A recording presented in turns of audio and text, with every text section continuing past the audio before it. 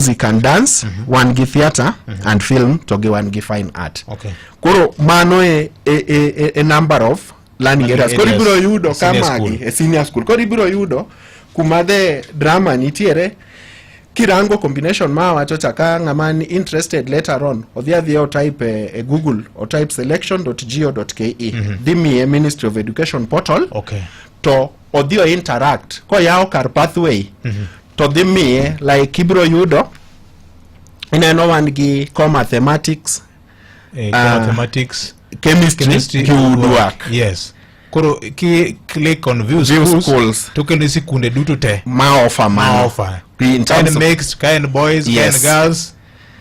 Your order then onyisi kind regular nikech private sani is included in this portal. Koro yudo ma wacho ni inalo kaka mano o a total number mag skunde te Kenya ma offer go and 147 schools. Okay. Koro inyalo filter kama ondik such school county inyalo filter gi county, for example Kisumu Boys High School, Kisumu Boys mano page 1 koro inyalo dhi another page ni blank koro dhi adhia kamano nyaka iyud kuma school machielo mantiere midwaro.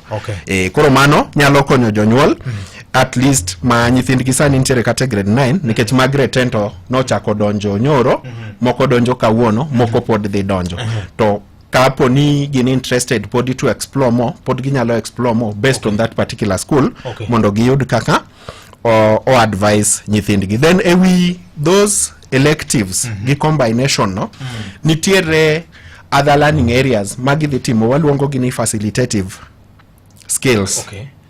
Gino gidhi bedo examinable lakini gidhi timo gi alongside magi. Koro nitiere mar bugo tiendgi. Achiel en physical education, PE. Then nitiere ICT skills ma they run across. Koro nitiere pogruok between computer studies as a learning area to gi ICT skill, which is a facilitative skill. Then one gi pastoral program of instruction, PPI. Friday kabisa. Koro mano e chenro kaka gigiobedo. Koro even for our parents masani ni gi nyithindo kata ma already odonjo pod ginyalo discuss gi nyathini nikech yudo ministry no chiwo window mane jonyuol loko godo sikunde to jomoko ne loke based on nying ma sikul adwa ni dhi kacha